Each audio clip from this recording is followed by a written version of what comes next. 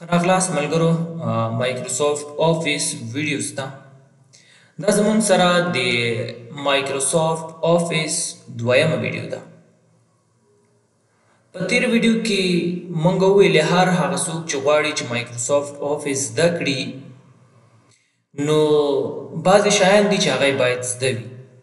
نو که چیرې تاسو تیر ویډیو د سره نه وي کتلي هغه ویډیو د سره حتما وګورئ. په تیر ویډیو کې مونږ کمپیوټر تعریف زده کړ، ډیټا او انفارمیشن مونږ وپېژندله او همدارنګې مونږ ویلې چې کمپیوټر کمپوننټ چې کمپیوټر له دوو شیانو نه جوړ شوی دی چې یو زموږ سره هارډویر دی او بل زموږ سره سافټویر دی. نو هارډویر او سافټویر تعریف هم مونږ په تیر ویډیو کې زده کړه او وویلې. دلته درته یو ځل بیا هم وایم، یعنې په دې ویډیو کې مونږ د هارډویر او سافټویر په ټایپ باندې خبرې کوو. هارډویر څه ته ویل کېږي او سافټویر څه ته وایي؟ هارډویر هر هغه څه چې په کمپیوټر سیستم کې په سترګو لیدلی کېږي او هغه ټچیبل وي، یعنې هغه موږ ټچ کولی شو، لمس کولی شو، دې ته ویلی کېږي هارډویر. او سافټویر دې ته وایي په کمپیوټر سیستم کې هر څه چې تاسو په سترګو وینئ خو هغه تاسو ټچ کولی نه شئ، هغه تاسو لمس کولی نه شئ، هغې ته ویلی کېږي سافټویر. نو اوس راځو د هارډویر او سافټویر ټایپس ته او دې نه بعد به مونږ د هارډویر او سافټویر ترمنځ هغه ډفرنس دې شیانو باندې خبرې کوو. نو راځو اول ټایپ ته. هارډویر کې زموږ سره انپوټ ډیوایسز دي، آوټپوټ ډیوایسز دي، سټوریج ډیوایسز دي او سی پی یو ده. هارډویر کې زموږ سره همدا شیان دي: انپوټ ډیوایسز، آوټپوټ ډیوایسز، سټوریج ډیوایسز او سی پی یو. سافټویر کې زموږ سره اپلیکیشن سافټویرز دي او سیستم سافټویرز دي، یعنی هارډویر په څلور ډوله دی او سافټویر په دوه ډوله. راځو اول هارډویرز ته او په انپوټ ډیوایسز باندې خبرې کوو چې انپوټ ډیوایسز زموږ سره کوم کوم دي. راځو اول انپوټ ډیوایسز ته. The device which are used to give input to the computer is called input devices. Input devices هغه devices دي یا هغه devices ته ویلی کېږي چې هغه کمپیوټر ته څه ورکوي؟ کمپیوټر ته انپوټ ورکوي، کمپیوټر ته پې هدایت ورکوي، کمپیوټر ته پې تاسو هدایت ورکوئ چې دا کار وکړه او دا کار مه کوه، دا کار داسې وکړه او دا کار داسې وکړه. چې تاسو د کمپیوټر ته پرې هدایت ورکوئ هغې ته څه ویلی کېږي؟ هغې ته ویلی کېږي انپوټ ډیوایسز. فار ایگزامپل ماوس، کیبورډ، سکینر، مایکروفون. ماوس دې ته ماوس ویلی کېږي، دا زموږ سره کیبورډ دی، دا زموږ سره سکینر دی او دا هم زموږ سره مایکروفون یا مایک دی. ماوس څه ته ویلی کېږي؟ ماوس خو به تاسو پېژنئ، په دې باندې به مونږ وروسته هم چونکې دا زموږ سره مایکروسافټ آفیس ویډیوګانې دي نو مونږ دلته په دې شیانو باندې په تفصیل سره خبرې نه کوو. بیا وروسته مونږ راځي او مونږ په دې هر یو باندې په تفصیل سره هم بیا خبرې کوو چې ماوس څه شی دی، په ماوس کې څومره بټنې دي او رایټ او کلیک او دا شیان څه شی دي او دا څه لپاره یوز کېږي، په دې وروسته خبرې کوو. نو دا چې دی دا زموږ سره ماوس دی او دا زموږ سره کیبورډ دی، دا بټنې چې ډېرې تاسو ته پکې ښکاري دا کیبورډ دی. او دا سکینر دی چې دا څه کوي؟ دې په واسطه باندې تاسو کولی شئ چې اسناد سکین کړئ، یو کاغذ تاسو سکین کوئ، یو پاسپورټ، یو تذکره، یو آیډنټي کارډ تاسو سکین کوئ، نو د هغې دپاره یوز کېږي. مایکروفون یا دغه میک چې دی د دې کار دا دی چې دا ستاسو هغه آواز اخلي، یعنې دا موږ انپوټ په دې کې ورکړه، دغه آواز زموږ اخلي. اوس مثلا زه خبرې کوم او زما دا خبرې د کمپیوټر کې ما ریکارډر انسټال کړی، زما دا خبرې داسې کوي ثبتوي، زما دا خبرې ثبتوي او اوس تر تاسو یې در رسوي. نو زه چې دا خبرې کوم دا کمپیوټر زما دا خبرې اخلي او دلته کې ځان سره څه کوي؟ سیو کوي. نو دغه یو مایکروفون دی چې زما دا خبرې څه کوي؟ دا ثبتوي. د ده کار دا دی چې زما نه دا انپوټ اخلي. صحیح ده، دغه انپوټ دی. بیا آوټپوټ باندې موږ وروسته خبرې کوو چې اوس دا تاسو دا ریکارډ پلی کړی دی او دا سپیکر چې دی بیرته زما د اواز مخکې نه ما ثبت کړی اما تاسو یې اوس اورئ، دا زموږ سره آوټپوټ دی. نو زما د خبرو هدف دا دی چې انپوټ ډیوایسز هغه ډیوایسز دي کوم چې له کمپیوټر نه انپوټ اخلي چې انپوټ اخلي هغه ډیوایسز لکه ماوس کیبورډ سکینر مایکروفون بس راځو آوټپوټ ډیوایسز ته آوټپوټ ډیوایسز څه ته ویل کېږي د ډیوایس which are used to display output هغه ډیوایسز کوم چې یوز کیږي کوم چې استفاده کیږي کوم چې کارول کیږي د څه دپاره د آوټپوټ د ډسپلی کولو دپاره د آوټپوټ د شو کولو دپاره د آوټپوټ د ښودلو دپاره هغه زموږ سره چې دي آوټپوټ ډیوایسز دي لکه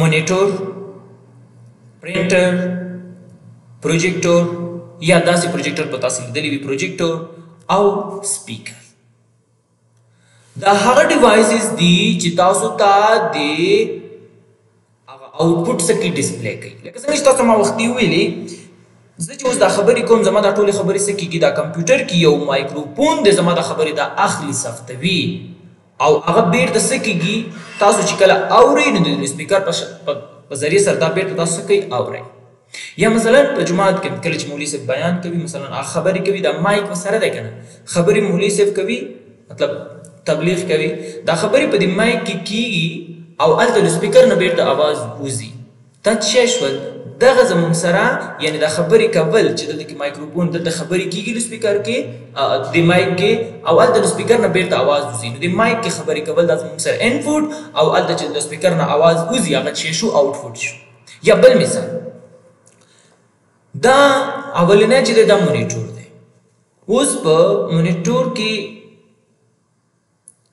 اوس ګوره دلته کې زموږ سره دا ډسپلی شو کړې ده صحیح دلته کې دا وګورئ دا وینډو په دې ځای کې شو شوی یا یو ویډیو تاسو پلی کوئ هغه چیرته پرته ده هغه تاسو سره په یو هارډ ډسک کې پرته ده او هغه زموږ سره سی پی یو کې ده سی پی یو چې د وروسته خبرې کوو هلته کې تاسو سره دا دلته شو کېږي زه تاسو بل مثال درکړم فرض کا پرنټر ګورئ تاسو سره یو فایل دی یا یو چپټر دی یو کتاب دی هغه تاسو خپله په کمپیوټر کې دی هغه تاسو لیږئ پرنټر ته دا پرنټر دغه کمپیوټر نه چې تاسو لیږئ پرنټر ته صحیح ده دا لیږل چیرې دا انپوټ دی چې کله تاسو ولیږه او هغه د ورقې بیرته راوباسلې هغه په هارډ کې راوباسلې تاسو سافټ ور کې یعنې مثلا تاسو سافټ ور ولیږه او بیرته هغوی هارډ تاسو ته راولېږه دا زموږ سره چې ده دقې ته ویلی کېږي آوټپوټ ډیوایسز کله چې تاسو سافټ مطلب تاسو هارډ ورک او بیرته تاسو سافټ دی ورک او بیرته تاسو هارډ راوباسي یعنی مطلب تاسو دا فایل لیږئ دا شفټر لیږئ او هغه ته بیرته تاسو ته پرنټ کیږي دا پرنټ شو دا چې دی دا زموږ سره آوټپوټ ډیوایس دی دا بیرته چې موږ ته دا ورقې راکړه هغه آوټپوټ یې موږ ته راکړه نو دا څه کارو دا د پرنټر کارو یا دلته کې د پروجیکټور ته تاسو وګورئ دلته کې دا یو اله ده چې مطلب ستاسو د هغه کمپیوټر کې چې کوم څه سکرین دی هغه تاسو ته په دې سکرین باندې شوکۍ ښودلی کېږي دې ته ویلی کېږي آوټپوټ ډیوایسز نو که څوک تاسو نه تپوس وکړي چې آوټپوټ ډیوایسز څه ته وایي آوټپوټ ډیوایسز هغه ډیوایسز دي چې هغه د آوټپوټ د ډسپلی کولو دپاره د شو کولو لپاره یوز کېږي استفاده کېږي نو دا زموږ سره چې او دا زموږ سره آوټپوټ ډیوایسز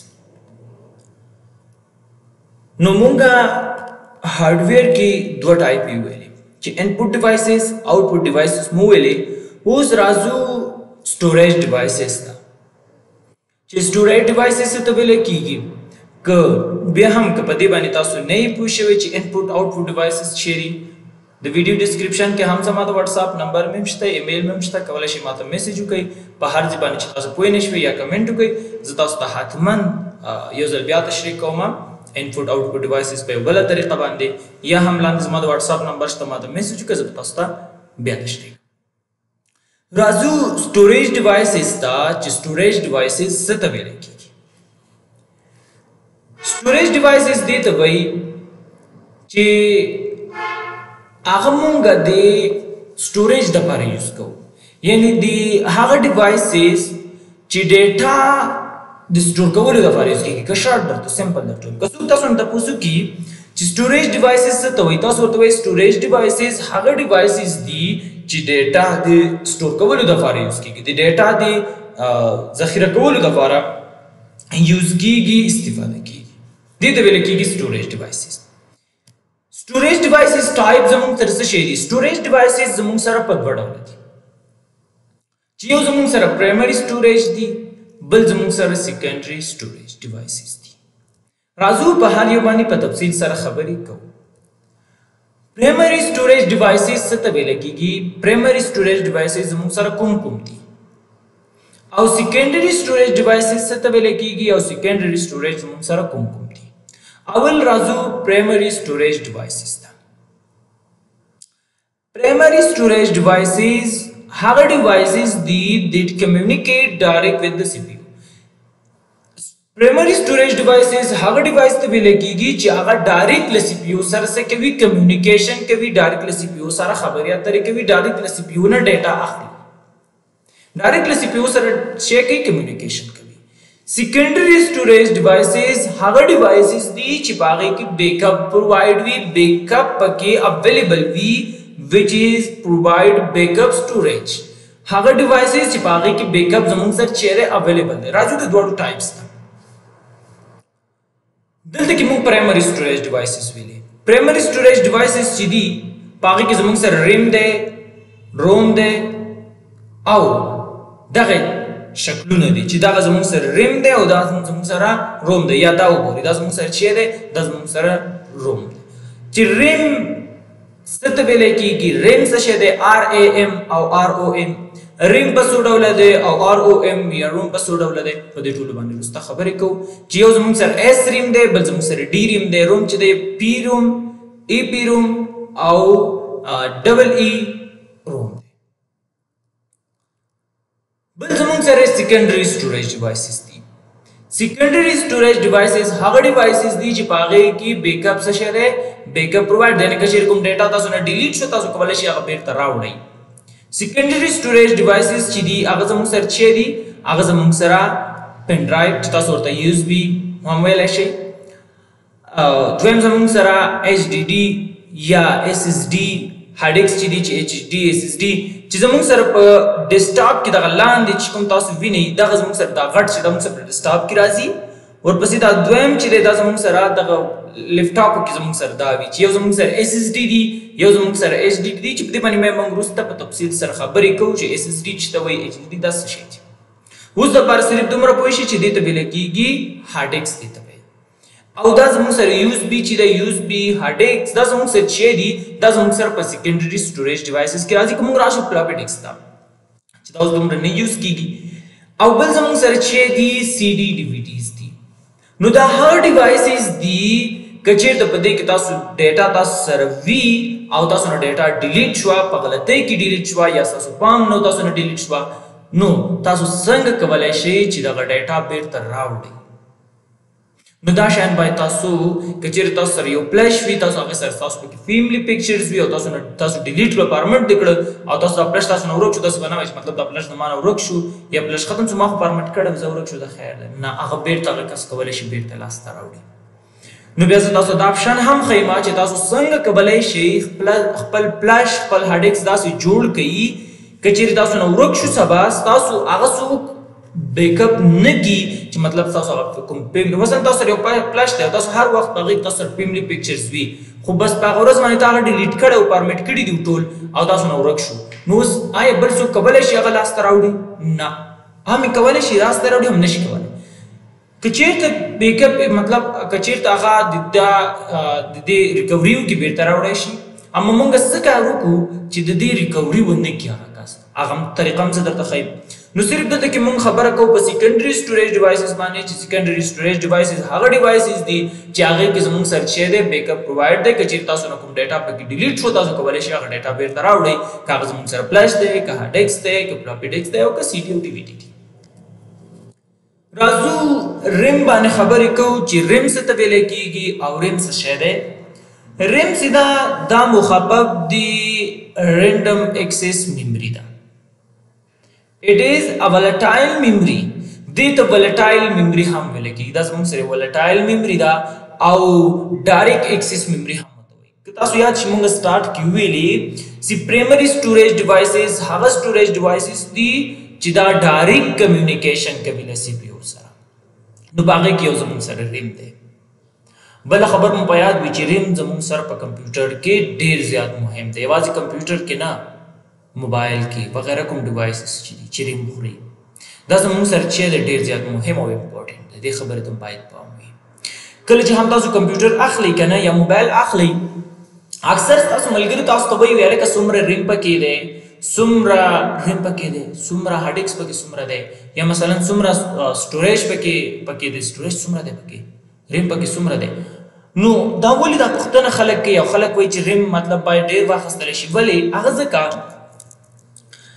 چې کله چې تاسو یو کمپیوټر یوز کوئ استفاده کوئ یا تاسو موبایل یوز کوئ نو تاسو سره په که زه اوس د موبایل خبره وکړم نو زما سره په هغه موبایل کې فرض کا مثلا که زه ووایم 2 جی بي فرض کا 2 جی بي مثلا 2 جی بي ریم دی زما سره اوس 2 جی بي ریم تا سره ستا په موبایل کې پروت دی صحیح ده که چېرته ته موبایل کې هم مثلا ټیک ټاک خلاص کې فیسبک خلاص کې مثلا یوټیوب خلاص کې وغیرہ نور کوم مثلا ټیک ټاک یا وغیرہ کوم انسټاګرام نور اپلیکیشن دا ټول خلاص کړل مینیمایز دي کړل نو دا خبر که تاسو کمپیوټر کې اوس مثلا کې یوز کوئ نو کوم څه چې تاسو کمپیوټر کې مثلا ډېر اپلیکیشن تاسو اوپن کړي دي که چېرې تاسو سره هارډ هغه لږ وي ریم لږ وي نو دلته کې ګورئ دغه ډیټا چې راځي اوس ته ګورئ دغه سلاټ چې تاسو ته په سکرین باندې شو کېږي تاسو ته ښودل کېږي دا زما سره په کمپیوټر کې په هارډ ډیسک کې پروت ده خو چې کله زه په دې باندې کلیک کوم ګورئ که زه له دې ځای نه وځم بیخي ګوره دې ځای نه ووتم دې ځای نه ووتم فرض کړه دا ایمیج ده زه په دې ایمیج باندې ډبل کلیک کوم دا ایمیج اوس مهال چیرته ده دا ایمیج اوس مهال په هارډ ډیسک کې پروت دی ما سره دلته شو کېږي چې دا زما سره چیرې دا زما سره ایمیج ده خو که په دې باندې زه ډبل کلیک کوم دا ایمیج له هارډ ډیسک نه راغی له هارډ ډیسک نه راغی او ما ته دلته شو اوس دا چیرته پروت ده دغه ایمیج دا زما سره اوس په ریم کې پروت ده یعنې زما د خبرې هدف دا دی کله چې تاسو یو ویډیو کله چې تاسو یو سلایډ کله چې تاسو یو کتاب یو چپټر خلاصوئ هغه تاسو سره ستاسو په هارډ ډیسک کې وي ستاسو په هارډ ډیسک کې وي خو چې کله تاسو په هغې باندې کلیک وکئ کله چې تاسو په هغې باندې کلیک وکړو نو هغه ستاسو له هارډ ډیسک نه راځي چیرته راځي هغه ستاسو هارډ ډیسک نه راځي ریم ته راځي ستاسو ریم ته راغی خو چې کله تاسو کمپیوټر خپل ریسټارټ کوئ یا شټ ډاون یې کوئ بیا ستاسو ریم نه هغه ډیلیټ شي تر څو پورې چې ستاسو په کمپیوټر کې پاور سپلای دا ستاسو ریم کې موجود دی ستاسو په ریم کې دغه ډیټا وي یعنې زما د خبرې هدف دا دی چې ریم ځکه مهم دی چې کله هم تاسو مطلب ډېر شیان اوپن کوئ که تاسو مطلب یو داسې اپلیکیشن اوپن کوئ چې هغه ډېر دروند وي او ستاسو ریم مطلب مثلا که تاسو اپلیکیشن اوپن کوئ چې هغه 1 جی بي دی مثلا 1.5 جی بي 2 جی بي سپیس لري تاسو په هغې کې مطلب ډېر دروند وي یا 3 اپلیکیشنز تاسو اوپن کړي دي او هلته تاسو سره دومره اپلیکیشنز تاسو اوپن کړي دي چې هغه ډریم مثلا تاسو سره 2 جی بي دی او تاسو د 3 جی بي ډیټا اوپن اپلیکیشنز اوپن کړي نو هلته ریم کې تاسو سره ځای نشته چې کله 2 جی بي هم شي چې 2 جی بي تاسو سره ریم دی 2 جی بي اپلیکیشنز تاسو اوپن کړي دي هغه اپلیکیشنز تاسو اوپن کړي نو ستاسو هغه ریم څه کېږي هغه ډک شو نو دلته بیا ستاسو که ستاسو موبایل وي ستاسو موبایل جام کېږي ستاسو کمپیوټر وي ستاسو کمپیوټر جام کېږي نو ښه خبره دا ده کله چې تاسو کمپیوټر اخلئ حد اقل تاسو سره باید څومره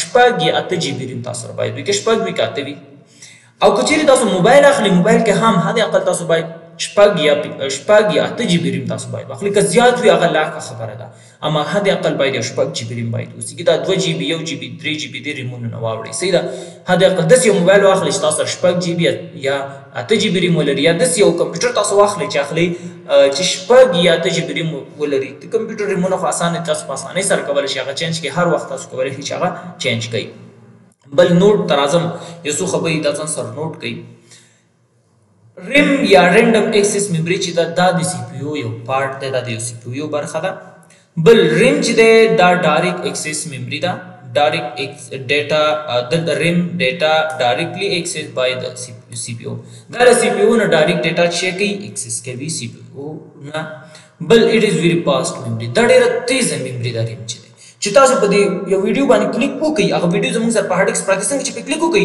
ډایرکټ له هارډ ډیسک نه راځي ریم ته تاسو په سکرین باندې شو کیږي نو دا ډیره تیز میموري ده څنګه چې تاسو کمپیوټر شټ ډاون کړئ یا ریسټارټ کړئ هغه لا نه سکیږي ډیلیټ کیږي اما هارډ ډیسک نه ډیلیټ کیږي یوازې له ریم نه ډیلیټ کیږي کله چې تاسو یو ویډیو پلی کوئ یو ویډیو باندې کلیک وکړئ دا له هارډ ډیسک نه راځي ریم ته او په ریم نه تاسو ته شو کیږي له هارډ ډیسک نه یو کاپي راغله ستاسو ریم ته خو چې کله تاسو مطلب کمپیوټر شټ ډاون کړئ دا ویډیو مو بند کړه نو هغه څه شول هغه نه څه مطلب کمپیوټر شټ ډاون کو نو هغه نه څه شو پاک شول یا تاسو ویډیو بند کړل هغه نه بیرته ډیلیټ کیږي پاکيږي ریم په څو ډوله ده؟ ریم په دوه ډوله ده. یو زموږ سره اس ریم دی او بل زموږ سره ډي ریم دی. راځو د ریم ټایپس ته چې اس ریم څه ته ویل کېږي او ډي ریم څه ته وایي. اس ریم مخفف د څه شي دی؟ static random access memory. Data remains in static RAM as long as there is power supply. لکه وختي مې چې تاسو ته ویلې په اس ریم کې ډیټا، اس ریم چې د مخفف د سټاټیک رینډم ایکسس میموري مخفف دی او په اس ریم کې ډیټا زموږ سره پاتې کیږي تر څو وخت پورې؟ تر څو پورې چې تاسو په سیستم کې، تاسو په کمپیوټر کې، تاسو په ډیوایس کې پاور سپلای، تاسو په برق کې یعنی روشن وي کمپیوټر نو تاسو سره هغه شی ده، تاسو هغه ډیټا پکې پاتې ده او هغه ډیټا پکې شته ده. چې کله تاسو کمپیوټر ریسټارټ کړئ، تاسو کمپیوټر شټ ډاون کړئ، نو هغه ډیټا له هغه ریم نه ډیلیټ کیږي، له اس ریم نه ډیلیټ کیږي، پاکیږي تر څو پورې چې تاسو په کمپیوټر کې پاور سپلای ده، برق پکې دی، نو تاسو په کمپیوټر کې هغه ډیټا، کمپیوټر په اس ریم کې ډیټا هم پراته نه. اس ریم هغه ریم دی چې په دې کې زموږ سره ډیټا وي. It does not need to be refreshed again and again. او د ریفریش کولو ته ضرورت نشته چې هغه ډیټا زموږ سره چی شي، مطلب بار بار ریفریش کولو ته ضرورت نشته. دا څه معنا دلته کې تاسو اوس په دې بل باندې پوهیږئ چې کله ډي ریم درته وایم بیا به په دې مطلب پوه شئ. DRAM stand for dynamic random access memory. Data can be stored in the DRAM only when it is refreshed frequently. ګورئ DRAM چې دا مخفف دی، ډاینامیک رینډم ایکسس میموري مخفف ده، یعنی DRAM یا ډاینامیک رینډم ایکسس میموري هغه ته ویل کېږي یا دې کې زموږ سره ډیټا هغه وخت په دې کې سٹور کېږي کله چې تاسو شی کوئ بار بار ریفریش کوئ. یعنی په اس ریم کې ضرورت نشته چې تاسو کمپیوټر مطلب ریفریش کړئ او په ډي ریم کې ریفریش کولو ته ضرورت دی. څه مطلب؟ یعنی کله چې تاسو مثلا تاسو مثال درکړم، تاسو په آنلاین میچ ګورئ، مثلا اوس کرکټ میچ دی، آنلاین تاسو کرکټ میچ ګورئ، آنلاین تاسو د کرکټ میچ ګورئ، صحیح ده؟ چې کله تاسو سره مارکس راشي، تاسو 2 دقیقې بعد کچېرې تاسو یو 2 دقیقې یا 100 سکند بعد که دغه کروم ریفریش نه کوئ، تاسو ته مارکس اپډیټ راځي؟ نه خیر.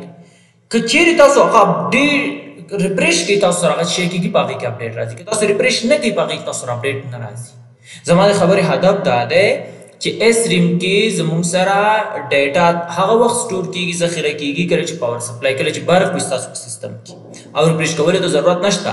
او په ډي ریم کې زموږ سره هغه وخت ډیټا په دې کې زموږ سره سٹور کیږي کله چې تاسو هغه ریفریش کړئ. لکه کروم کې تاسو مې مثال درکړ چې تاسو آنلاین کرکټ ګورئ، هغه کسان چې آنلاین کرکټ ګوري نه هغه په دې مثال باندې ډېر ښه پوهیږي چې آنلاین تاسو کله کرکټ ګورئ نو چې تاسو پر تاسو کروم نه ریفریش کړی، هغه مارکس اپډیټ تاسو نه خوږي. مثلا 3 کسان آوټ دي، 50 رنز دي او مثلا 50 باله شوي، 3 کسان آوټ دي، 50 رن دي، 50 باله شوي مثلا. نو چې تاسو یو ساعت مرته کېنئ کمپیوټر ته، دا هېڅ نه بدلېږي تر څو پورې چې تاسو کروم نه وي ریفریش کړی. ته کله ریفریش کړ په هغې کې چینجز راشي. بل زموږ سره روم دی چې دا څه ته ویلی کېږي. روم stand for read only memory. In this memory we can only read but cannot write on it. Room data is permanently during creation of information. That's why it is called non-volatile memory. روم څه ته ویل کېږي؟ روم چې دی دا مخفف د ریډ اونلی میموري ده او دې کې وایي دغه میموري چې ده، دا روم میموري چې ده، دا زموږ سره مونږ وایي دلته وایي we can only read but cannot write. دې کې مونږ ډیټا چی کوو؟ یوازې ریډ کوو او په دې کې مونږ ډیټا رائټ کولی نشو. روم ډیټا از پرمننټلی ډیورینګ کریشن. کله چې تاسو انفارمیشن کریشن وکړئ نو تاسو سره هغه ډیټا څه کېږي؟ پرمننټ دپاره په روم کې سټور کېږي که نه سټور کېږي. ځکه دې ته څه ویلی کېږي؟ نان ولټایل میموري دې ته ویلی کېږي. له همدې وجې نه دې ته نان ولټایل میموري وایي. کله چې تاسو انفارمیشن کریشن وکړئ نو تاسو سره ډیټا څه شي؟ د پرمننټ دپاره تاسو په روم کې سټور شي که نه سټور کېږي. نو دغې وجې نه چې کله تاسو انفارمیشن کریشن وکړئ نو ډایرکټ پرمننټ دپاره هغه ډیټا زموږ سره په روم کې سټور کېږي چې دې ته نان ولټایل میموري ویلی کېږي. ټایپ یې زموږ سره څه دي؟ پی روم دی چې پروګرامیبل ریډ اونلی میموري ده. EPROM دی چې erasable programmable read only memory. بل زمونږ سره ډبل EPROM دی چې electrically erasable programmable read only memory مخفف دی. اوس راځو مونږ د primary او secondary memory هغه difference تا. What is difference between primary and secondary storage؟ یو زمونږ سره primary storage devices دي او زمونږ سره secondary storage devices دي. د دوړو ترمنځ فرق تراسو.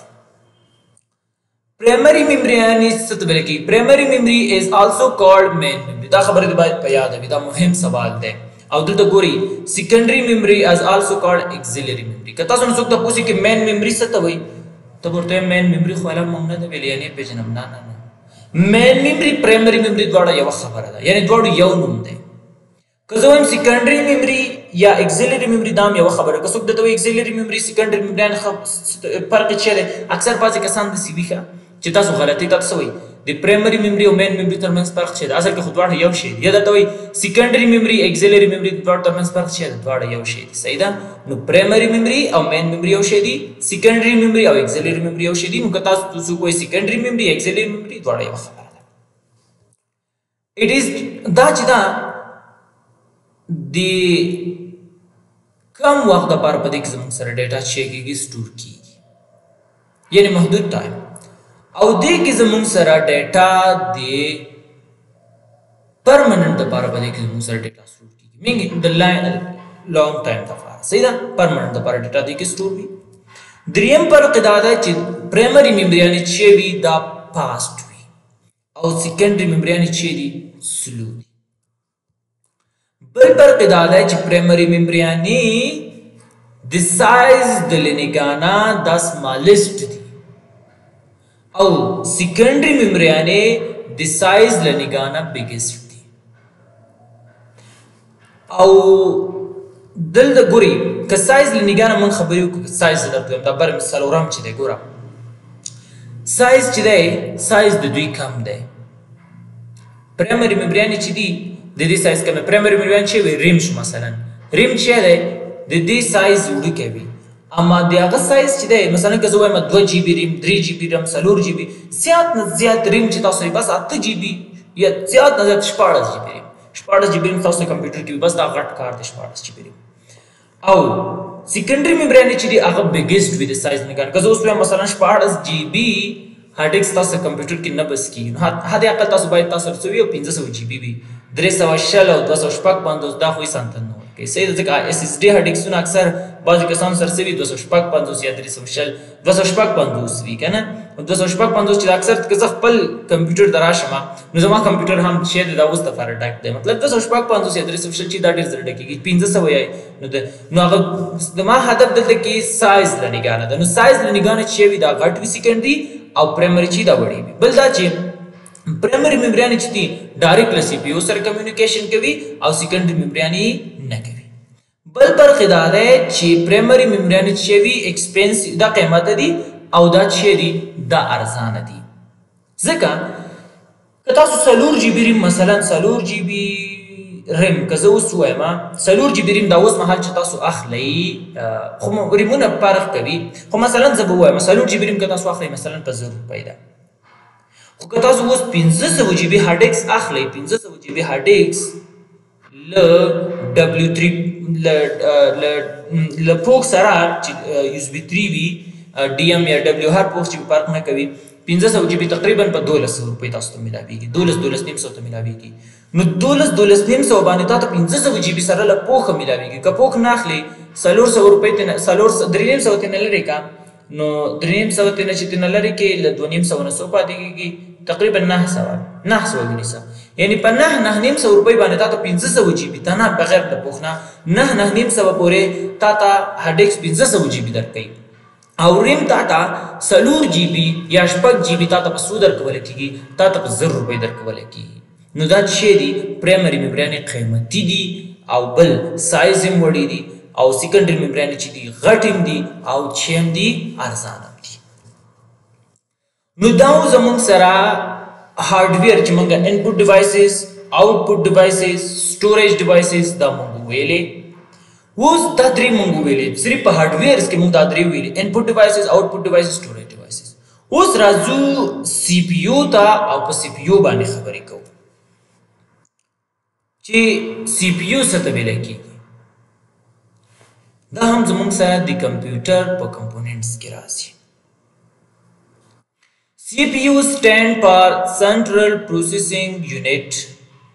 It is also called as processor is the main part brain of computer which process data given by user as produce output. دا زمون سره CPU دی د CPU ویل کیږي او CPU چې د مخفف دی Central Processing Unit مخفف ده Central Processing Unit او دیتا سی پی یو ته پروسیسر هم وایي سی پی یو ته پروسیسر هم ویل کېږي د لیپټاپ کې موږ اکثر چې کله تاسو لیپټاپ څخه ویل کې څومره پروسیسر پکې دی مطلب سی پی یو څومره ده پروسیسر څومره پروسیسر پکې دی دا هدف یې دا دی صحیح ده نو دې د پروسیسر هم ویل کېږي په لیپټاپ کې به موږ وایو ویل کې ستاسو لیپټاپ پروسیسر څومره دی صحیح ده ورته به موږ پروسیسر خبره کوو او بل خبره دا چې دا زموږ سره مین پارت دی یعنی دا برین دی لکه څنګه چې د انسان په بدن کې د ټولو نه مهم شی دی هغه دماغ دی که چیرې دا دماغ نه وي نو انسان لیونی دی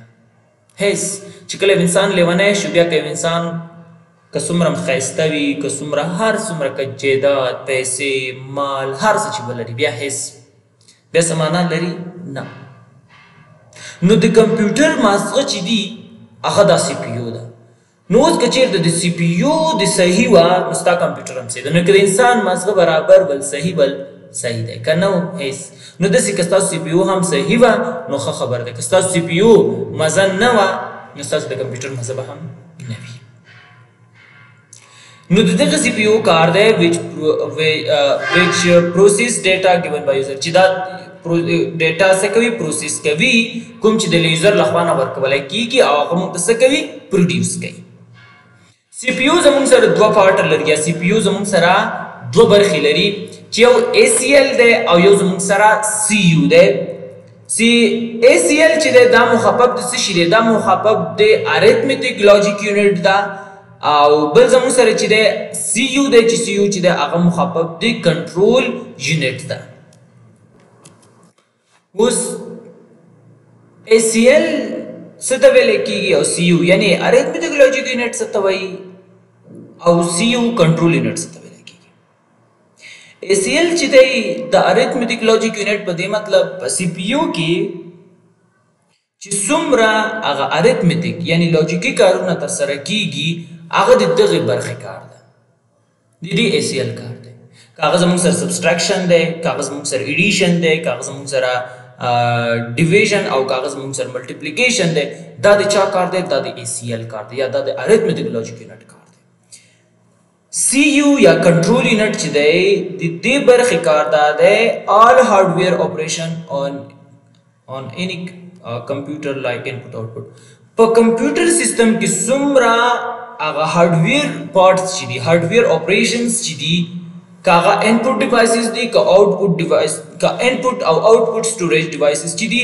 هغه د دغه برخې لخوا نه څه کېږي کنټرول کېږي یعنی سی پی یو دا دوه برخې لري چې ای سی ایل او سی یو دی ای سی ایل اریتمیټیک لاجیک یونټ یعنی کوم اریتمیټیک یا ریاضیکي کومې برخې چې دي هغه د ده کار دی او سی یو چې دی څومره هغه په کمپیوټر یعنی سی یو کنټرول یونټ چې دی څومره د هارډویر پارټس چې دي هغه هارډویر اپریشن سوري څومره هغه هارډویر اپریشن چې دي په یو کمپیوټر سیستم کې انپوټ آوټپوټ سټوریج چې دي د هغه کنټرولز چې دی هغه د چا په لاس کې دی هغه د سی یو یا د کنټرول یونټ په لاس کې دی او دا یې څه کوي کنټرول کوي څومره انپوټ آوټپوټ سټوریج ډیوایسې د څومره انپوټ آوټپوټ سټوریج هغه ډیوایسز پروسس چې دی هغه د چا په لاس کې دی هغه د کنټرول یونټ په لاس کې دی نو دا زموږ سره سی پی یو او لکه دا زموږ سره هارډویر په بل ویډیو کې موږ راځو او په سافټویر باندې خبرې کوو دا زموږ سره هارډویر چې موږ په هارډویر کې انپوټ ډیوایسز آوټپوټ ډیوایسز سټوریج ډیوایسز دا مو ویلې او همدارنګه سی پی یو مو هم دا څلور مونږ ویلې نو په بل ویډیو کې موږ راځو په سافټویر باندې خبرې کوو چې سافټویر څه ته ویل کیږي او سافټویر خو موږ مخکې تعریف کړو چې څه ته ویل کیږي اپلیکیشن سافټویر چې دی او سیستم سافټویر څه ته ویل کیږي او څه شي